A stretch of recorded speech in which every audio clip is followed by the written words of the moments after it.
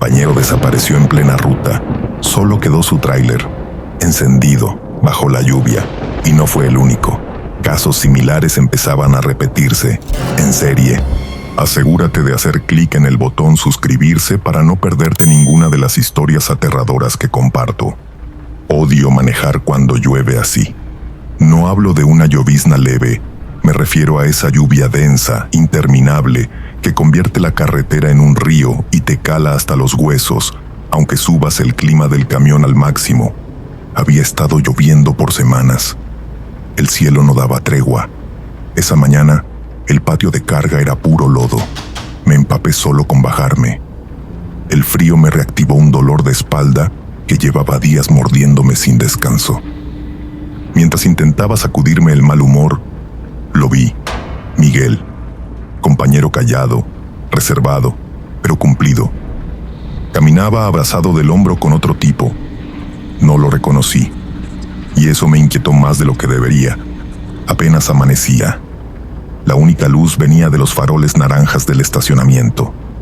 Sus siluetas parecían sombras mojadas, flotando entre los camiones inmóviles. Miguel, ¿van bien románticos o qué?, grité, medio en broma, buscando soltar el mal ánimo. No respondieron, solo siguieron caminando, como si yo no estuviera ahí, como si no me hubieran oído. Miguel no era así, siempre respondía. Me quedé mirando las luces del fondo, con una sensación espesa que no supe explicar. La lluvia seguía, pero ese día, lo que más me empapó fue la incomodidad. La lluvia no paraba. Días después de aquel encuentro extraño, iba rumbo a Monterrey cuando me sonó el teléfono. Era Gregorio, el jefe del patio. Sonaba alterado, casi ansioso. ¿Dónde carajos está Miguel?, soltó, sin saludar. ¿Cómo que dónde?, respondí confundido. Su tráiler apareció estacionado sobre la libre a Saltillo. Puertas abiertas, motor apagado, y ni rastro de él. Me quedé mudo. Un escalofrío me recorrió la espalda. ¿Le marcaste? Claro. Va directo al buzón. Su esposa dice que no llegó a dormir. Está hecha polvo. No sabe nada desde ayer. Silencio. Miguel no era de esos. Los operadores tenemos rutina. Hay horarios, paradas, rutas. Si vas a renunciar, al menos avisas. No dejas tu camión tirado como si nada. Esto no me huele bien, dijo Gregorio, y esta vez su voz sonó más preocupada que molesta. Échale ojo a todo, ¿va? Avísame si ves algo raro. Le dije que sí, aunque por dentro sabía que no había mucho que pudiera hacer. Seguí manejando, pero ya no veía igual. Las gotas golpeaban el parabrisas con rabia. Más que agua, parecía que algo me empujara hacia atrás. Y entonces volvió la imagen. El tipo que iba con Miguel. ¿Quién era? ¿Por qué no respondió? Su paso lento, su silencio, esa sonrisa que no tenía sentido bajo la lluvia. Un presentimiento se instaló en mi pecho. Uno de esos que no puedes quitarte aunque quieras. Como si mi cuerpo ya supiera algo que mi mente todavía no alcanzaba a entender. Esa sensación de que todo lo que venía iba a ponerse mucho peor. Y sí, apenas estaba empezando. La semana siguiente desapareció otro operador, mismo patrón. Tráiler encendido, luces intermitentes, puertas abiertas, pero ni una gota de sangre, ni un ruido, ni una pista. Gregorio ya no gritaba. Caminaba cabizbajo por el patio, como si lo acechara algo que no sabía nombrar. Y nosotros empezamos a hablar en susurros. Ya no era paranoia, era miedo real.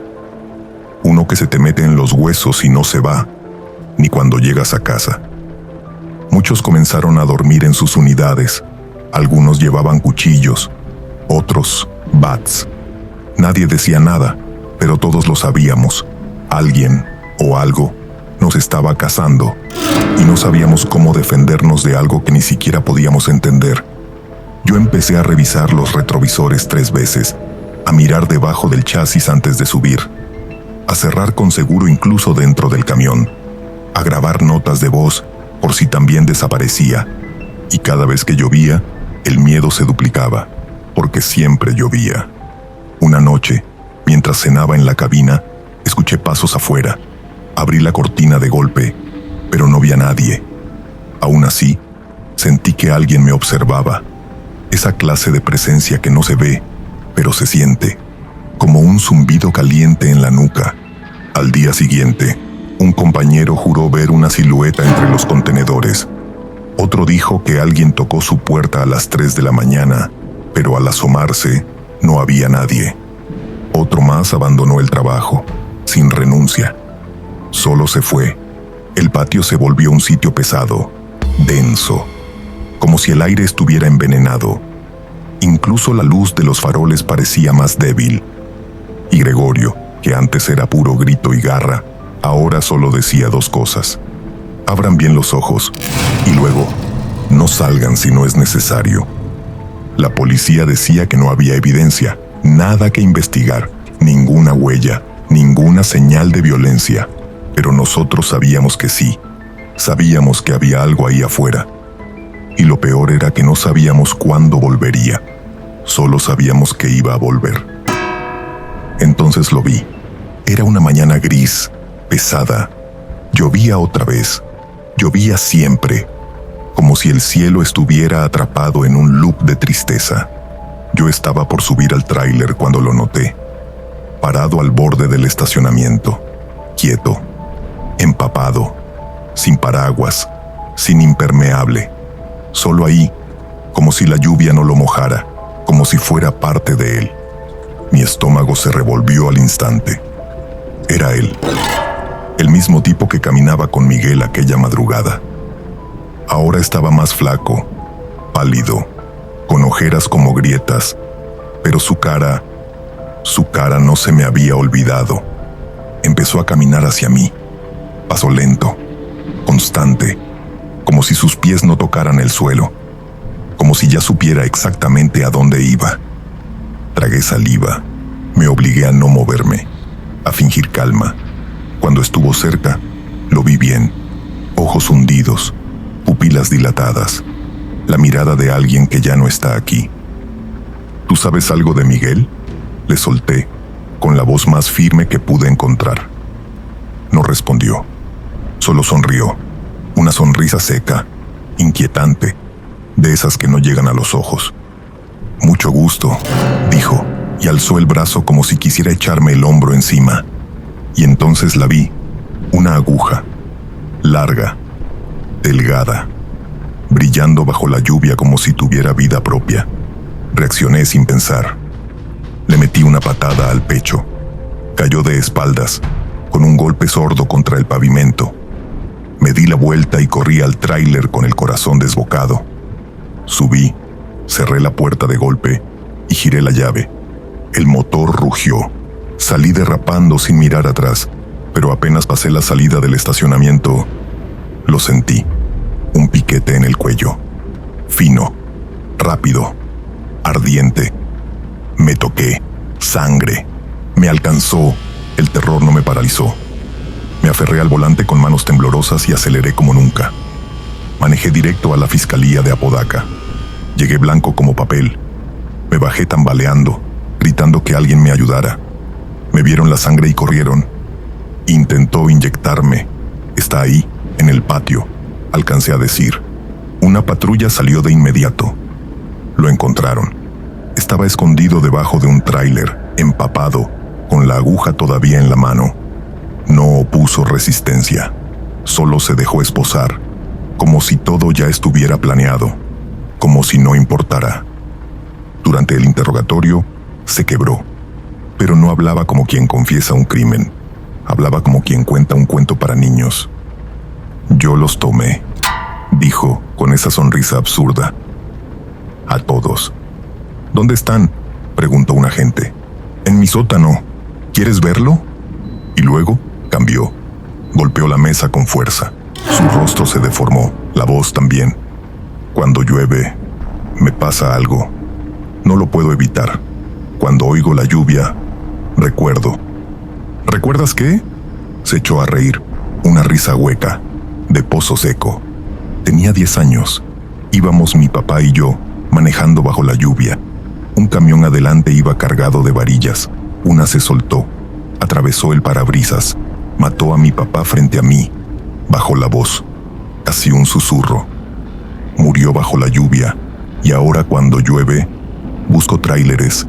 Dijo que no los mataba por odio, que no era personal, solo necesitaba verlos, tenerlos cerca, como si al capturarlos pudiera calmar su cabeza, como si los traileros fueran espejos rotos de su trauma. Catearon su casa en Escobedo esa misma noche, y lo que encontraron no era humano. El sótano era un cuarto cerrado, con rejas de acero y paredes cubiertas de varillas. Cada varilla tenía marcas, cicatrices, ganchos, cuerdas, inscripciones talladas con clavos. Y dentro, como esculturas retorcidas, estaban los cuerpos. 5 operadores, entre ellos Miguel. Ya no respiraba, pero lo más perturbador no era cómo estaban dispuestos. Era la calma con la que todo había sido organizado, como si no fuera un asesino, como si fuera un coleccionista de lluvia.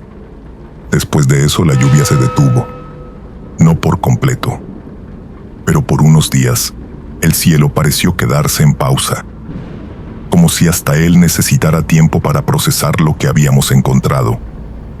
A él lo encerraron en un psiquiátrico, diagnóstico reservado, sin visitas, incomunicado, bajo vigilancia constante.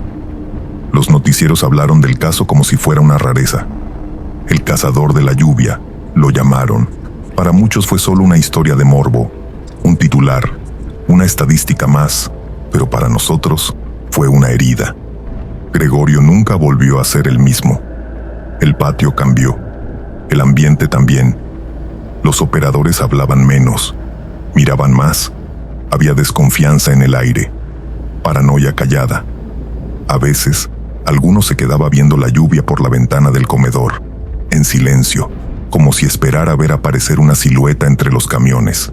Yo regresé a manejar, tenía que hacerlo, pero ya no como antes. Todo se volvió más lento, más pesado.